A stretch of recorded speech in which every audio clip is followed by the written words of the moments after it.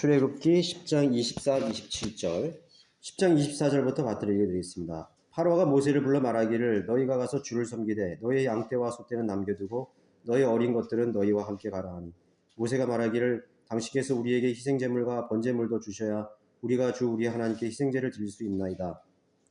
우리의 가축도 우리와 함께 가야 하리니 한 마리도 뒤에 남길 수 없나이다. 이는 우리가 그 중에서 취하여 주 우리 하나님을 섬겨야 하며 우리가 거기에 도착하기까지는 어떤 곳으로 우리가 주를 섬겨야 할 것인지 알지 못함이니이다 하더라. 본문은 모세가 파라오 앞에서 9번째 심판을 행한 후에 파라오가 모세에게 타협안을 제시하는 그런 내용이 되겠습니다. 파라오는 교리적으로 적그리스도의 모형이죠. 동시에 이 세상의 신인 마귀를 보여주고 있습니다. 또 넘어서 육신적 자아를, 우리 속에 있는 그런 육신적 자아를 미혹해서 넘어뜨리려는 그런 죄의 성향이라고도 할 수가 있는 것입니다. 파로의 타협을 위한 제안들을 통해서 하나님께 나와 경배드리고 헌신하는 삶을 가로막는 것들이 무엇인지를 우리가 여기서 찾아볼 수가 있는 것입니다. 첫 번째로는 희생 없는 섬김을 요구한다는 사실입니다. 너희가 가서 주를 섬기되 너의 양떼와 소떼를 남겨두고 너희 어린 것들을 너와 함께 가라. 소떼와 양떼를 남겨두고 가라 그랬습니다. 즉 피가 없는 제물로 하나님께 경배하고 섬기라는 것입니다. 뭐 꼭 그런 짐승으로만 하나님께 예배를 드릴 수 있냐 이거는. 하나님은 무소부지하시고 너희들의 마음을 받는 것이지 인간의 정성을 받는 것이지 꼭 무슨 제물을 드려야 하느냐 이렇게 말하고 있는 것입니다. 그러나 우리가 주님을 섬기는 이 경배, 섬김의 중심에는 피의 제물이 반드시 있어요. 희생제라는 것은 피 흘리는 제물을 요구하는 것이죠. 번제도 역시 피를 흘린 후에 짐승을, 번제물을 불태우는 것입니다. 내장까지 다 불태우는 것입니다.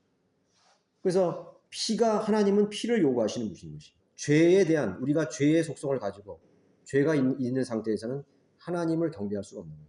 하나님을 만날 수도 없는 거예요. 우리가 변개된 성경에는 뭐예요? 신령과 진정이죠. 신령이라는 말은 뭡니까? 신령이라는 것은 마귀적인 용어입니다. 이교도의 신에게 붙여지는 신령한 것입니다. 진정이란 뭐냐? 인간의 정성을 말하는 거예요. 인간이 정성으로 신에게 다가가면 신도 그에 감동해서 만나주고 받아준다는 거예요. 그게 바로 미신이고 우상숭배의 핵심인 것입니다. 근데 하나님 그런 분이 아니시죠. 우리가 죄의 문제를 해결받지 못하고 대속의 문제를 해결받지 못하는 한 하나님을 만날 수 없습니다. 피 흘림이 없으면 즉 죄사함이 없다 그랬죠. 희생이 있어야 됩니다. 그래서 아벨의 그 짐승의 제물을 받아주고 카인이 곡식을 드린, 식물로 드리는 건 받아주지 않았습니다. 거기에 핵심이 있는 것이죠. 그러나 파라오는 양떼와 소떼를 남겨두고 가라고 제안했던 것입니다. 왜냐하면 파라오나 이집트 고대의 그 이집트인들도 많은 신들이 있었습니다. 태양신을 경배하고 있었어요. 이집트의 제물을 보면은 거기에 많은 그냥 이교도의 신들이 많이 있어요. 그 사람들이 뭐예요? 그런 식으로 드린 거예요. 인간의 정성, 사람의 어떤 그런 방법으로 하나님 신에게 다가가려는 것이. 그러나 하나님은, 유대인들이 섬기는 하나님은 그런 하나님이 아니셨어요. 그 피 흘려야 할 제물은 어린 양이지요. 또 여러 가지 짐승입니다. 그 어린 양은 피 흘리고 죽으실 예수 그리스도를 나타내고 있는 것이죠. 예수 그리스도의 모형인 것입니다. 예수 그리스도가 없는 경배, 예배, 예수 그리스도의 보혈이 없는 신앙의 행위는 아무 의미가 없는 것, 무가치한 것입니다. 그건 오히려 하나님께서 악하게 보시는 것입니다. 너는 참 악하다. 그래서 영과 진리라는 것은 성령으로 거듭난 성령이 함께하는 영으로, 그 성령과 함께하는 우리 그리스도인, 그 영으로, 영과 성령과 진리로, 진리가 뭡니까? 하나님의 말씀은 진리인 이유가 있죠. 하나님의 말씀으로 드리는 것입니다. 거기는 예수 그리스도의 피가 있고, 이 성경은요, 창세기 끝에서부터 계절까지 전부 피예요. 아담과 이브가 죄를 지었을 때 짐승의 가죽 옷을 입혀주었잖아요. 그 짐승을 잡아서 피 흘리게 하심으로 그 피의 대가로 자신의 수치, 자신의 죄를 가렸던 것입니다. 무화과나무는 종교적인 행위예요. 피 없는 제물이에요. 피 없는 방법이에요. 자기 의고 종교적인 의를 말하는 것입니다. 예수 그리스도 없는, 예수님의 보혈이 없는 경배는 있을 수가 없는, 받아주시질 않는 거예요. 영과 진리, 진리가 없는 바른 성경이 없는 곳에서는 하나님 경배를 받지 않아요. 나도 아까 우리 호남 형제도 얘기했는데 그런 교회 다니려면 다니지 말라 그랬어요. 차라리 다니지 말고 그냥 방송으로 보는 게 낫다. 그건 안 받은 거는 악하게 보신 거예요. 종교행위로 보는 것입니다. 하나님께서 받아주실 수 없는 경배이자 섬김인 것이죠. 또 마찬가지입니다. 희생제물이 없이 드려지는 어떤 섬김도 받아들이는 예수님의 보혈이 없는 봉사, 섬김, 헌신 하나님과 무관한 것입니다. 우리의 기도의 중심에 예수님의 보혈이 있어야 돼요. 우리가 죄를 자백할 때 뭘 붙드냐? 예수님의 피를, 그 십자가 제단에 피 흘리신 피를 우리가 신뢰해야 되는 것입니다. 예수님의 피밖에 없네. 나의 의는 이것뿐 주님의 피밖에 없네. 참 좋은 찬송 같아요. 그리스도인들이 주님을 섬기며 헌신하는 그 중심은 주님 그리스도의 보혈이 빠져서는 안 되는 것입니다. 우리가 복음 전파할 때도 주님의 희생과 보혈이 없다면 실패한 종교 행위에 불과합니다. 당신을 위해서 예수님께서 피 흘리셨다. 하나님의 피가 흘려졌다는 거예요. 다 용서되었다. 아무리 정성을 다하고 최선을 다한다 해도 보혈이 없는 섬김과 희생은 오히려 죄를 더하는 그런 종교 행위일 뿐인 것입니다. 우리가 그것이 너무나 당연하기 때문에 우리는 얼마나 여러 번 그 주님의 보혈을 빠뜨리고 하나님과 교제하려고 했는지 한번 여러분 기억해 보십시오. 주님의 그 피, 내가 피를 볼 때 넘어가리라. 그게 유월절입니다. 두 번째는 파라오의 제안은 모두 드리지 말고 일부분만 드리라는 것입니다. 부분적인 섬김을 제안했습니다. 부분적인 섬김. 남겨두고 가라는 거예요. 남겨두고. 그럼 얼마나 남겨둬야 되는 거죠? 그 남겨두고 가라는 의미는 전부 가지 말라는 거예요. 좀 남겨둘 건 남겨두고 그렇게 가라는 것입니다. 그래서 모세는 가축도 우리와 함께 가야 하리니 정확하게 말했죠. 한 마리도 뒤에 남길 수 없나이다. 새끼 양 한 마리도, 염소도 한 마리도 남길 수 없어요. 그러면 파로의 입장에서 너무나 어처구니 없는 대답이죠. 아니 집같 것들이 노예 주제에 말이야. 여기서 잘 먹고 실컷 여기서 짐승 끌리고 다 기르고 번영을 했는데 풍족하게 됐는데 아니 좀 남기고 가라는데 노예 주제에 말이야. 다 가져간다는 겁니다. 예, 이런 담력이 어디서 생겼을까요? 그 정말 천하를 호령하는 대제국의 황제 앞에서 한 마리도 남길 수 없습니다. 감히 누가 말하는 것입니다. 나는 참 안타까운 게요. 이제 요번에 그 계엄령 선포하기 전에 1주 전인가 2주 전이었어요. 조찬 기도회가 있었어요. 조찬 기도회. 여러분 보신 분들은 알 수 있을 거예요. 그 조찬 기도회에서 누가 설교를 했는지 아세요? 김장한 목사가 설교했다. 거기 오세훈 시장 국회의원들 장관들 다 왔었어요. 국민의원들 다 왔었어요. 처음서부터 기대라고 그랬어요. 김장한 목사가 복음 전하겠지. 내 마음이 조마조마했어요.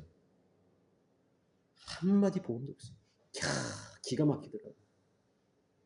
그래서 이성호 목사님이 저런 것은 거짓 목사들이구나. 비난받아야 마땅한 존재들이에요. 얼마나 절호의 찬스였어요. 기회였어요. 다 모든 것을 내놨잖아요. 강단을 내주고. 그러면 복음 얘기하는데 무슨 30분이 걸려요? 40분이 걸려요? 우리 기독교를 이끌어 간다는 그것도 침례교회 목사가 어처구니가 없죠. 참 그렇게 우리가 어떤 권력을 가진 사람 앞에서 우리가 촉구를 한다는 것은 사실 쉬운 건 아니에요. 쉬운 건 아니라고. 그러면 쉽지 않으면 뭡니까? 어렵죠. 어려우니까 어떻게 돼요? 성령의 능력으로 하는 거예요. 그렇다면 그들이 못한 이유는 뭐예요? 성령으로 인도받는 목사들이 아니라는 거예요. 거기에 그 목사만 있었던 게 아니에요. 기독교의 지도자들도 있었어요. 잠깐만 대통령 각하, 내가 꼭 드릴 말씀이 있습니다. 그 중에 한 사람이라도 성령으로 인도받는 사람이 있었다면 잠깐 한 5분만 그럼 저쪽 가서 복음 얘기하고 기도하고 그랬다면 윤석열 대통령이 거절을 할 사람이었을까? 아무리 우상숭배를 하고 무슨 그렇게 한다 해도 정치인들은요 전부 우상숭배자들이요. 전보러 다니고 누구 지금 공격하지만은 다 똑같아요. 우리나라의 고질적인 이건 것이 전두환 대통령 때는 그 불상이 있었다 그러잖아요. 청와대에 불상이 있었다. 박정희 대통령에서 불교 신자였지만 근데 사실은 박정희는요 구미에 고향이 있을 때 주일학교를 다녔었어요. 근데 주일학교 때 선생님한테 큰 상처를 받아가지고 교회를 떠났어요. 그래가지고 그게 이제 무신론자로 사는 거죠. 그런데 그 박지만이 육군사관학교 1학년 때 그 뭐 사수라 그러죠. 이렇게 그 선후배간의 1대1. 그 사수가 그 지금 뭐 그 장로로 있더라고요. 그 사람이 육사 4학년 때 초대를 받은 거예요. 아들 해가지고 거기 청와대에서 거기서 이제 국수를 먹는데 자기 마음속에서 복음을 전해야 된다는 그런 막 이런 막 지금이 아니면 막 그 자기가 막 벌벌 떨었다는 거야. 말 한마디도 못하고 술을 따라줬는데 술은 딸고 먹진 않았대요. 나는 술 못 마십니다. 물론 그 사람이 진리를 못 깨우쳐라도 딱 일어서려는데 그렇게 얘기했대요. 각하 이대로 지옥에 가시겠습니까? 그게 나오대. 이대로 지옥에 가시겠습니까? 그 대통령이 뭐 어이가 없는 거 가지고 충격을 받았죠. 가만히 생각하다가 나도 원래 어렸을 때 교회 다녔다고. 그래서 그 선배가 복음을 전했다는 거예요. 영접 기도 했는지 안 했는지 그건 잘 모르겠어요. 그럼 나 그렇게 얘기해요. 내가 다음 주에는 교회 예배에 참석할게. 야, 그렇게 말할 정도라는 거는요. 나는 뭔가 마음에 와닿는 게 있었어. 그리고 그 다음 주 전날에 총이 맞아 죽었어. 그 바로 전주에 기적 같은 거예요. 아, 너무 아쉬워요. 그런 조창기도회 같은 곳에서 참 그 복음을 전했으면 얼마나 좋나. 박근혜가요. 막 촛불 시위 막 하고 막 그렇게 했을 때 수세에 몰렸을 때요. 너무 답답하니까 우리나라 종교 지도자를 다 불렀어요. 무슨 원불교 지도자 하루는, 그다음 하루는 우리나라 조계종 지도자, 그리고 한 번은 기독교 지도자를 했어요. 거기에 누가 앉아? 기독교 총회 목사 2명이 간 거예요. 아니 거기서 그 박근혜를 구령했으면 얼마나 좋았었겠어. 박근혜는 너무나 아쉬우니까 그 사람들이 뭔 말을 들으려고 그랬던 거예요. 그때 담대하게 했습니다. 이 난국은 하나님밖에 해결할 수 없습니다. 하나님께서 하나님을 신뢰하고 하나님을 두려워하고 구원 받으시면 하나님이 함께 하실 것입니다. 아마 탄핵 때도 아마 무효됐을 거예요. 예. 뭐 아주 뭐 거의 다 탄핵 찬성했잖아요. 그게 거짓말 증거했는데도 불구하고 탄핵되어 버린 거예요. 그때 우리 성령대로 믿는 교회 우리 이송호 목사님을 초대했던 것 같아요. 아마 이송호 목사님은 뭐 거침없이 얘기했겠죠. 마귀 자식이니까 구원 받으라고. 구원 받았을 거예요. 그때 지푸락지라도 잡고 싶은 마음일 거라고요. 자기는 이제 탄핵되고 수세에 몰렸을 때. 그 기회 얼마나 좋은 기회였어요. 다른 사람들도 역시 마찬가지입니다. 뭐 이재명 그 야당 대표도 목사 만났다 그랬잖아요. 그죠? 무슨 우리나라 그 기독교 총회 목사 만나가지고 뭐 아유 뭐 쓸데없는 얘기만 장하게 하고 말이죠. 아 이럴 때 복음 전했으면 얼마나 좋아. 복음이 무슨 1시간 얘기해 2시간 얘기해. 그들은 성령의 인도를 받지 못하는 사람들이에요. 그러니까 담대함이 없는 것이에요. 내가 밑에 있는 사람 편한 사람한테는 얼마든지 할 수 있어요. 나이 어린 사람. 근데요 여러분 해봤잖아요. 여러분의 아버지나 서열이 좀 높은 사람들 있잖아요. 나보다 좀 많이 배운 사람들, 확신 있는 사람들, 권력 있는 사람들 쉽지 않아요. 그때는 내 마음으로 가져가면 안 돼요. 성령으로 가는 거예요. 담대하게 가는 거예요. 죽으면 지구려 가는 거예요. 다니엘이 그런 마음을 가지고 있었잖아요. 왕 앞에 가는 그거 안 먹습니다. 참여 안 합니다. 다 얘기합니다. 자, 모세도 그러한 마음을 가지고 갔을 거예요. 한 마리도 뒤에 남길 수 없나이다. 믿음이 없는 사람들이 늘 그렇게 우리에게 요구합니다. 야, 그렇게 뭐 극성맞게 그렇게 하냐? 좀 제발 좀 적당히 좀 해라. 적당히 하나님 섬겨라요. 뭐 그렇게 악착같이 믿음 생활을 하느냐. 그게 이 주위의 사람들이 믿음이 없는 사람들이 얘기하는 거예요. 적당히 하라. 좀 남기고 가라. 그리스도인들이 저지르는 큰 실수 중에 하나가 이것입니다. 현실적으로 세상에서 무언가를 취하려고 하는 생각이죠. 현실적으로 세상에 뭔가를 남겨두려고 하는 생각. 그 나중에 무슨 일이 생기면 어떻게 내가 살아가나 하는 그런 생각으로 주님께 100% 섬기지 못하는, 헌신하지 못합니다. 100% 헌신하지 못합니다. 하나님이 부르셨는데도 주저주저 하는 거예요. 하나님 따라가려면, 주님 따라가려면 하나도 남김없이 다 가야 되는데 내가 뭔가를 뒤에 남겨둬야 되는 거예요. 그러니까 그걸 남겨도 가자니까 못 가는 거예요. 발목을 잡히는 거예요. 저는 요번에 우리 목회자들 모였는데 우리 안동교회 목자로 내려가는 형제들. 대단한 결단을 했더라고요. 간다는 게요. 그렇게 떠나간다는 게 쉬운 게 아니에요. 박동영 형제하고 우리 김희철 형제죠. 아내도 있잖아요. 또 아내가 발목을 잡으면 못 가.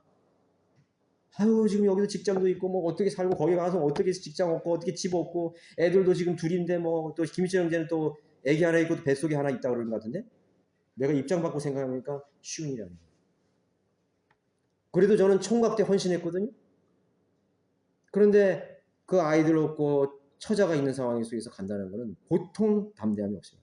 그래서 어떻게 생활할 거냐고 뭐 있냐고 그랬더니 주님께 맡기고 간다는 거야. 우리가 생각해 볼 때는 얼마나 정말 무모해. 얼마나 무모한 거예요, 그게. 그래서 더 기도해 주시죠, 여러분. 안동과 우리 대구교회, 우리 목회자들을 위해서 더 많이 기도하고 교회를 위해서 기도해야 되는 것입니다. 자, 우리가 뭔가 하나님 앞에 조그마한 거 하나 드리려고 그럴 때도 발목을 잡는 거예요. 저도 자녀가 셋 있는데 저는 그 전에 이렇게 기도했어요. 하나님 아버지, 주님께서 자녀를 우리 아들 3명 주셨는데 그래도 이 셋 중에 하나는 주님을 위해서 쓰임받아야 되지 않습니까? 내가 한 아이는 잘 보고 가능성이 있는 애들은 밀어주겠습니다. 제가 이런 식으로 기도했거든요. 여기 있지만은. 근데 제가 잘못 기도했어요. 내가 뭔가 남겨두고 다 주님을 위해서 드릴 수 없는 거예요. 뭐 자녀들이 스스로 선택하겠죠. 그러나 내 아버지의 마음으로 나는 내가 잘못된 기도를 하고 있고 그래서 하나님이 원하시면 다 쓰세요. 얘네들이 그걸 알면은 아버지가 그렇게 우리 허락도 없이 그렇게 기도했어? 그게 사실 무서운 기도거든요. 그게 두려운 기도예요. 어떻게 보면 부모의 마음에 서운한 거 아니에요. 서운한 건 아니에요. 서운은 드린 거예요. 그러나 우리는 모든 것을 드려야 됩니다. 자녀뿐만 아니라 내 물질, 내가 하나님께서 주신 이 모든 환경과 건강과 시간과 모든 것들을 하나님 앞에 다 드리고자 하는 마음을 가져야 됩니다. 적당히 좀 해야지. 그 적당히 하는 사람 여러분 보세요. 경배조차도 온전히 못 드리잖아요. 오후에는 좀 4시간 가져야지. 뭐 일주일 동안 많이 가졌잖아요. 하나님께 정말 우리가 하루에 얼마나 하나님 앞에 우리가 드립니까? 그 조금 일부분을 드리는 것마저도 전부 드리지 못해가지고 정말 그렇게 째째하게 말이죠. 째째하는 하나님 앞에 너무 째째한 거예요. 우리 보면 야, 참 째째하다.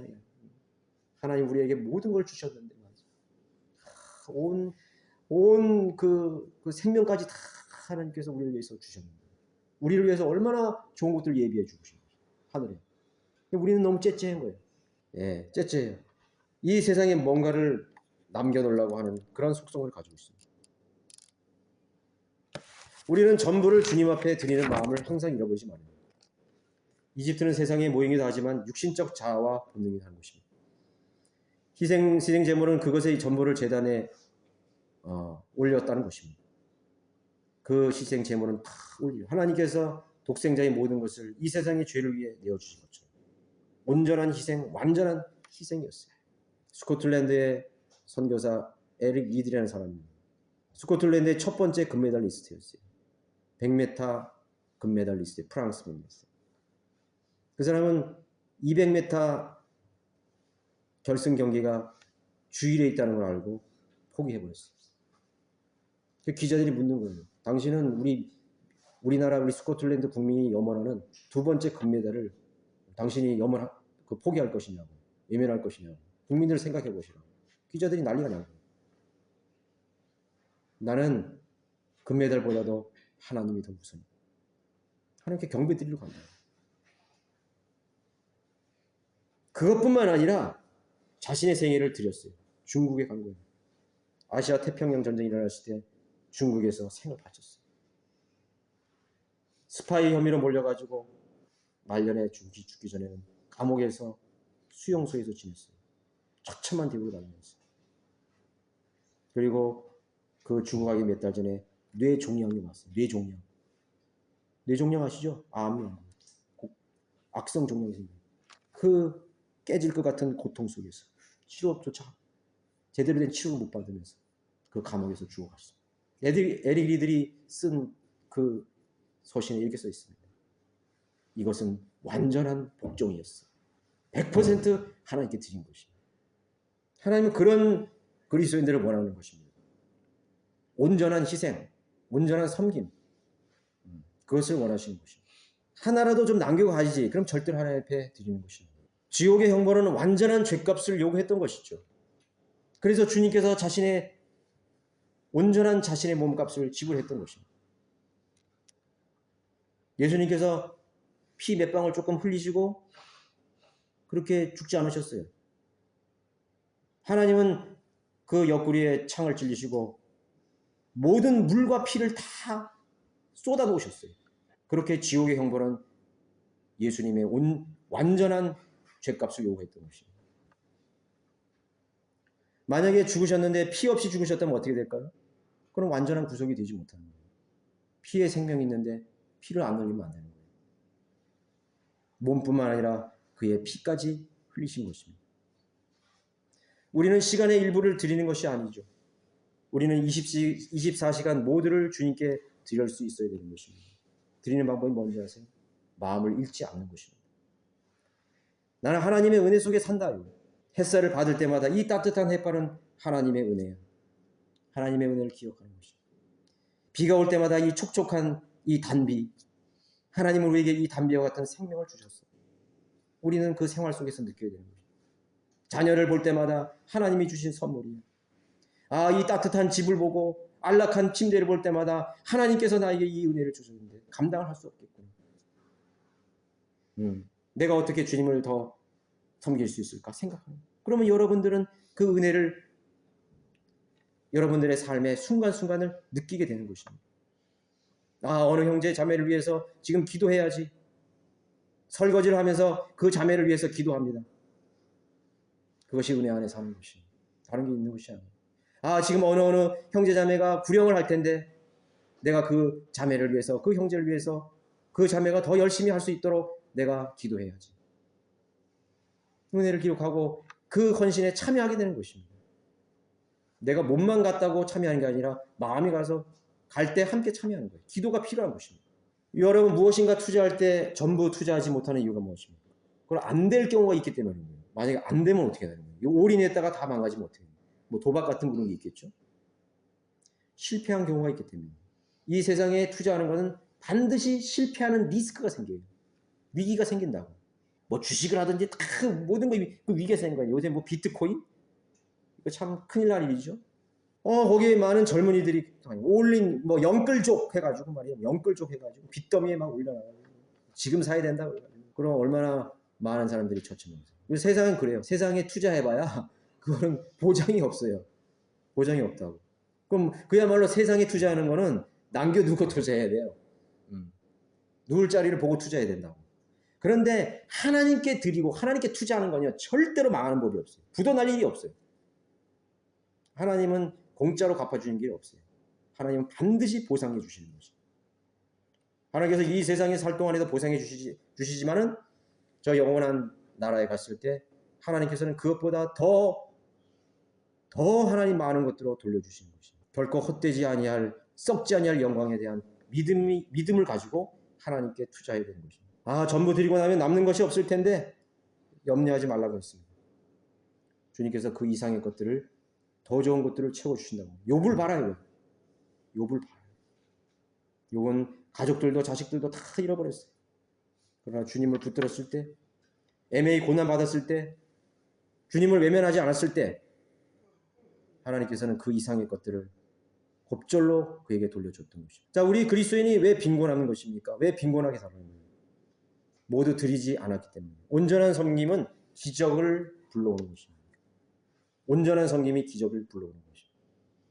세 번째, 하나님께서는 사람의 관점으로 부르신 것이 아닙니다. 가치가 있다 없다, 중요하다 중요하지 않다의 기준은 사람이 내리는 기준이 아닙니다. 그건 하나님이 내리는 기준입니다. 그래서 주님께서 우리에게 허락하신 모든 존재들이 소중하고 기묘하게 여겨지는 것입니다. 저는 우리 한윤희 형제가 오늘 간다 그랬을 때 너무 서운해요. 마음이 지금부터 서운해요. 그래도 몇 년 있었어요. 그래서 주일은 안 하고도 모자 좀 약간 부족한 형제예요. 내가 그걸 잘 알아요. 같은 질문을 계속해요. 구원에 대해서 계속 물어봐요. 그러나 자기 부모에 대한 혼에 대한 연민이 있어요. 그래서 아버지를 모셔왔잖아요. 아버지는 제가 구원에 불행했잖아요. 어머니를 위해서 또 기도하고 있었는데, 또 동생이 안동 정신병원에 가 있는데 또 한번 우리가 가볼 계획을 가지고 있잖아요. 근데 그런 걸 알기 때문에 너무나 마음이 편하지가 않는 것이죠. 그래도 여기 진리를 찾아서 내가 그 형제가 처음에 전화할 때 알아요. 목사님, 거기 성경대로 믿는 교회죠? 킹제임스 성경 쓰죠? 그렇다고. 그럼 이번 주에 갈게요. 나 안 오는 줄 알았어요. 왔는 데는 부족한 형제더라고요. 그러나 귀한 형제죠. 하나님이 귀히 보시는 혼이라고. 그 아버지가 구원받은 거예요. 그러나 마귀들은 계속 공격하죠. 진리 안에 계속 거하지 못하도록 계속해서 하는 것입니다.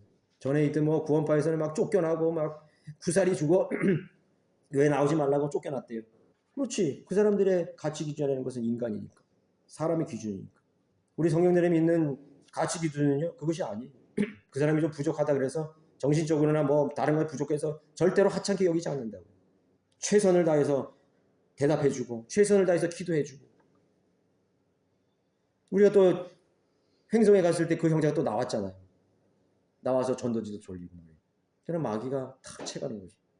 자, 제가 말씀드리는 것은 중요하다, 가치 있다의 가치는 인간이 내리면 안 되는 것입니다. 저 형제는 별로 우리 교회에서 영향력이 없으니까 별 볼일 없는 형제니까 있으나 없나 하는 형제야. 그렇게 생각해서는 안 돼요. 절대로 그렇게 생각하면 안 된다. 하나님께서는 그런 사람들을 사랑하십니다. 그런 사람들을 위해 죽었어요. 그런 형제들을 자매들을 위해서 죽었다고.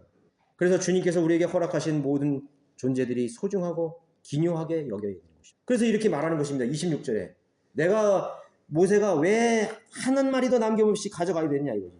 그것이 하나님 앞에서 다 중요한 것이기 때문에 또 그 중요한 하나님이 그 어떤 것을 쓸지는 모른다 이거예요. 그래서 그렇게 여기 말하는 거예요. 우리가 거기에 도착하기까지는 어떤 것으로 우리가 주를 섬겨하는 것인지를 알지 못함이다. 그러니까 우리가 볼 때는 양이 이거 참 잘생겼네. 흠도 없고 전부 됐네. 요걸로 우리가 드려야지. 아니요. 하나님은 그 양 안 쓰실 수도 있어.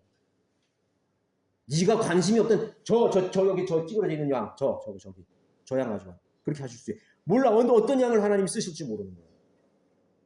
그래서 한 마리는 남겼는데 하나님이 그 한 마리 남겨놓은 양을 쓰려고 그랬더니 어떻게 되는 거야?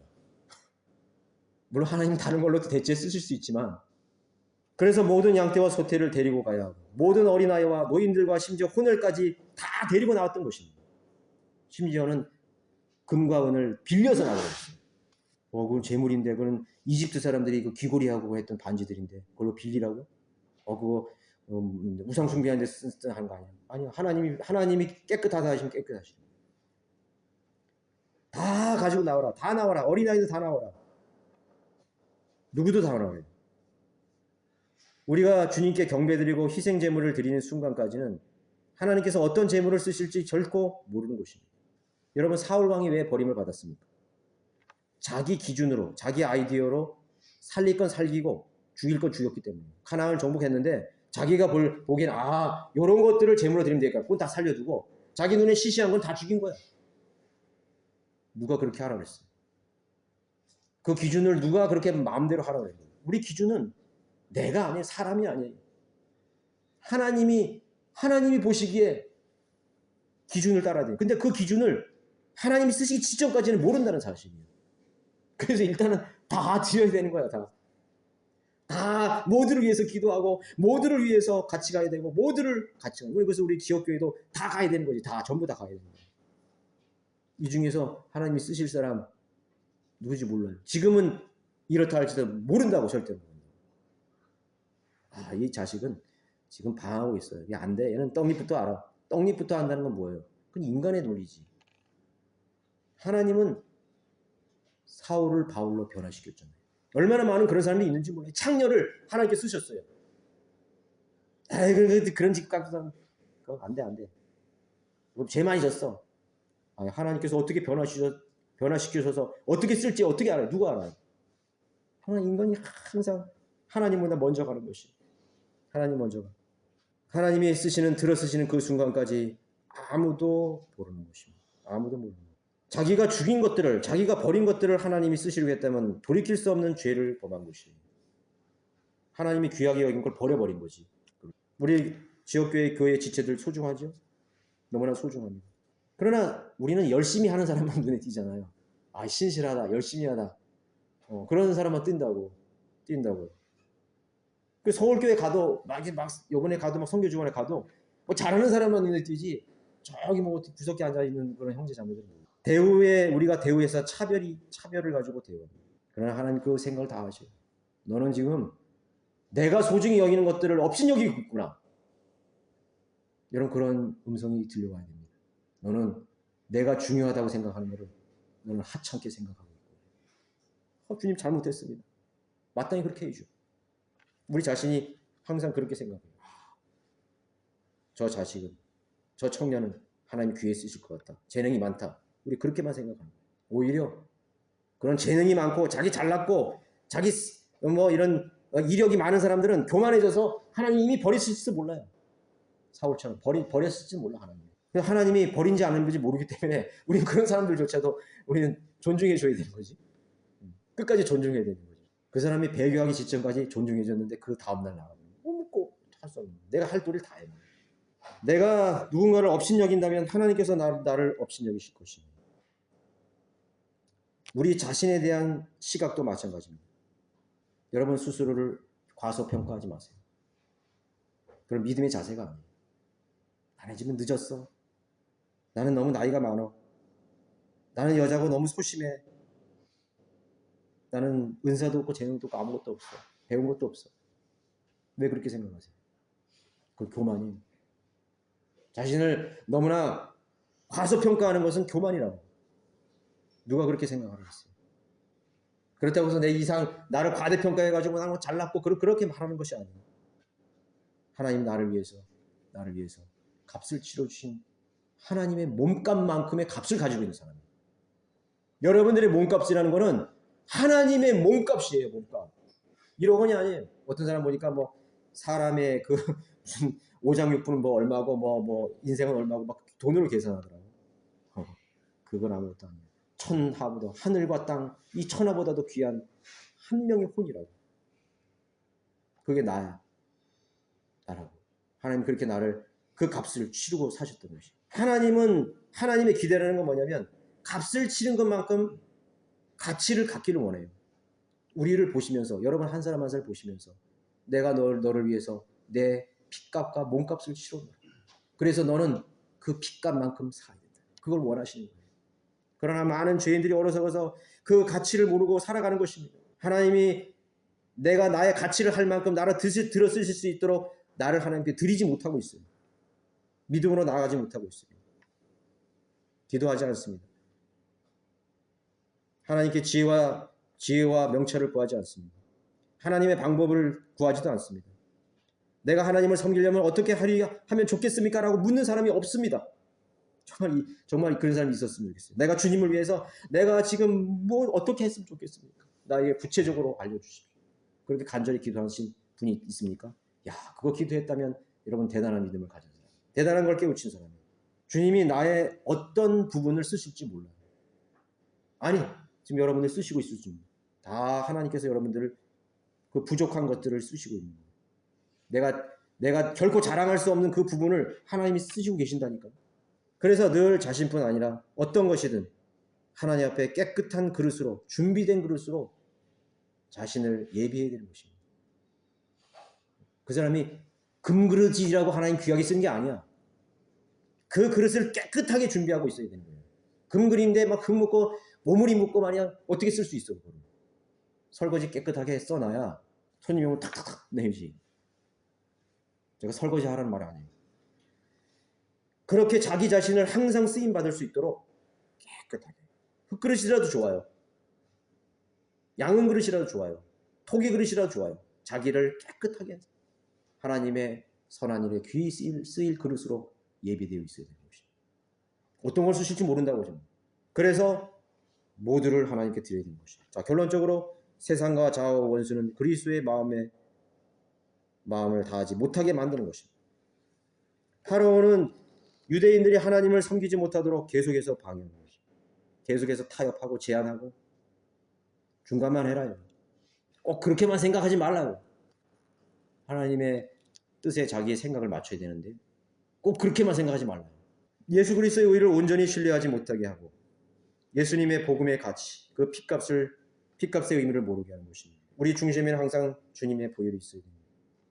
우리의 생활, 우리의 마음의 중심에서 그 가장 중요한 핵심을 벗어나도록 속삭이는 것입니다.